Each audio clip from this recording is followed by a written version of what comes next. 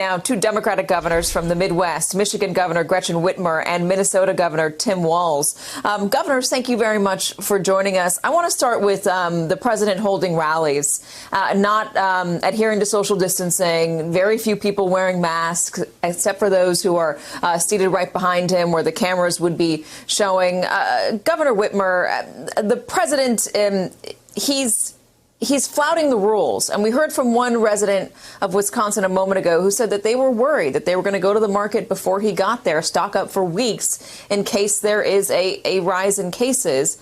What do you do when the president comes into your state, as he did in yours the other week, and flouts these rules? Well, I think that's the position a lot of us are in. He's going to be going into, quote unquote, swing states and having these rallies. And it's so disturbing because we know we've made an incredible sacrifice. We took this virus on. We got serious about it. We've ramped up testing. We've saved thousands of lives. We've re-engaged our economy. Some of our kids are back in schools. We're on the cusp of flu season. And yet you see this behavior from the leader of the free world who's going in and denying that this virus is still a very real threat, that it is still deadly. He knew this for months on end and has deceived the public.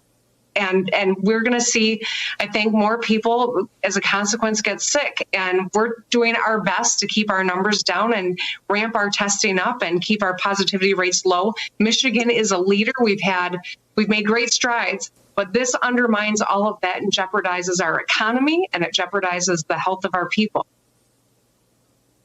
Your positivity rate right now, I believe, is at 5.3%. Governor Walz, the president is going to be in Minnesota tomorrow. You've written an open letter to both the Biden and Trump campaign. I'm going to read it. You say to comply with the relevant guidelines, your events generally must not exceed 25% capacity, not to exceed 250 people. Attendees must maintain social distancing of at least 6 feet at all times, including when entering and exiting the event. Face coverings are required indoors and strongly encouraged outdoors. So if past is precedent here, the president is not going to abide by those guidelines, and neither will his supporters.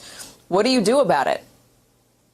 Yeah, well, thanks, Katie. And I would associate myself with everything Governor Whitmer said. Our states, as the president refused to take responsibility, governors were asked, and we gladly do it. We do take responsibility.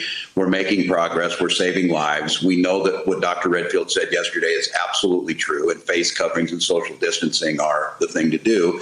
If you want to come to Minnesota and earn votes, show us you care about us. Show us you care about our health. So I sent it to both campaigns. Being the school teacher I am, we all know sometimes you tell the whole class something when we all know the kid who needs to hear it. And I'm just hoping that this reckless behavior of putting people at risk and jeopardizing all the gains we made to get our kids back in school, keep our businesses open. But let's be very honest. If the president of the United States lands and packs 10,000 people into a warehouse, he's probably going to do that. What I'm trying to do is mitigate that risk. We'll be there to help make sure people stay safe. We'll try and get masks handed out. We'll try and do all we can. But this is what governors have been up against from the beginning. And your previous guests were exactly right. We still don't have the testing we need. We are still dealing with PPE shortages. And the one thing I would say a bright spot is we work with the CDC of one of 4 states on this issue of what happens when a vaccine comes. Your guests were exactly right. It is complex. Ultra cold storage means you have to keep these vaccines at 94 degrees below zero. You can't store them in a refrigerator overnight. This is going to be complex, so it's not going to happen overnight. Dr. Redfield was right, and if the president does this, it makes it harder. So what are you doing right now to prepare for a vaccine once it is developed and approved? Yeah, this conversation you had about the ethical, decision-making about how do you prioritize it. We're looking at what the distribution center would look like. And I think a good note here is the professionals at the CDC were out here, and they can be trusted. They work with our healthcare systems like Mayo Clinic and our public health officials to think about what that would look like. How would we prioritize? What would a distribution look like? Where would the storage situations or storage units be? And what would the timeline look like for us to be able to handle that? So we're doing kind of the background work on logistics, where we would get, syringes, everything that goes with this to be ready once they get them. But I do think, once again, that's probably prudent. But we're under no illusion. Those aren't all going to come on November 2nd. This is going to be a many months process, and all of this needs to be done on the front end. But I will tell your viewers, there are professionals at CDC that are still trying to get this right, regardless of what the president said about Dr. Redfield. Governor Whitmer, I want to correct myself. Michigan is at a 3.4% positivity. Minnesota is at a 5.3% positivity. I'm sorry for that. But I do want to ask you the same question. What is your state doing right now? What are you doing right now to prepare for a vaccine?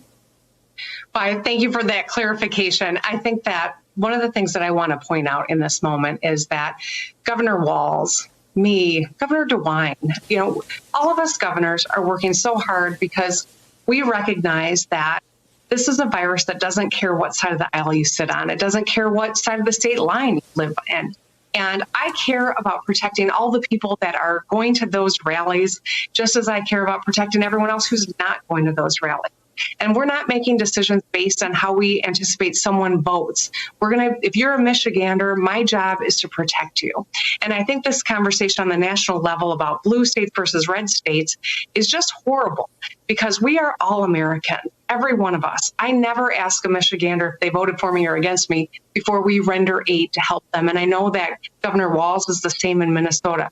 Our job as American leaders is to protect all Americans. And that's what's so crucial here. So when it comes to a CDC vaccine, understanding the federal guidance and making sure we prioritize is really important. And I'm grateful for Governor Walz's leadership and Minnesota for stepping up and being one of the 5 states that is starting to promulgate what the rest of us will be living through as well. I do want to play the soundbite that you're referring to, the blue state, red state soundbite. This is the president yesterday talking about his response to the coronavirus and saying that, I guess, playing politics and saying that if certain people weren't included, he would be doing just fine. Let's watch. The blue states had tremendous death rates. If you take the blue states out, we're at a level that I don't think anybody in the world would be at. We're really at a very low level. But some of the states, they were blue states, and blue state managed them.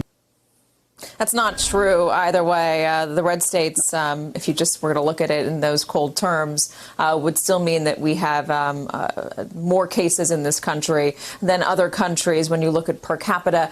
Governor Walz, I will let you respond to that. The president differentiating, I guess, between who he is responsible for in this country. He's playing politics with this. How do you convince voters who are so enamored with the president that, hey, listen, this is not about politics. This disease, this virus is something that is dangerous to everybody, and you got to take it seriously.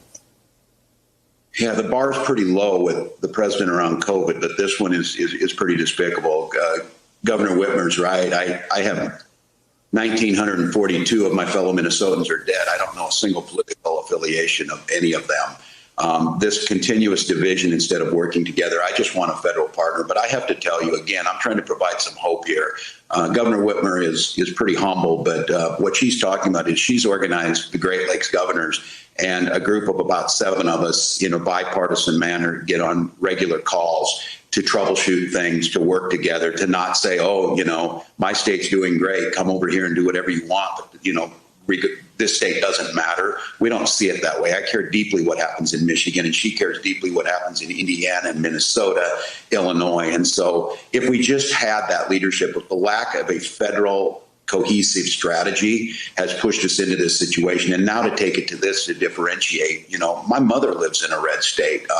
I certainly hope that she's being cared for the same way she would anywhere, and vice versa. So I don't really even know how to respond to this because it's just cruel and heartless on a scale that we've never witnessed out of leadership. But I'm telling you, these governors are stepping up, and Governor Whitmer has really been a champion in that. I'm proud to be her friend. I'll tell you that.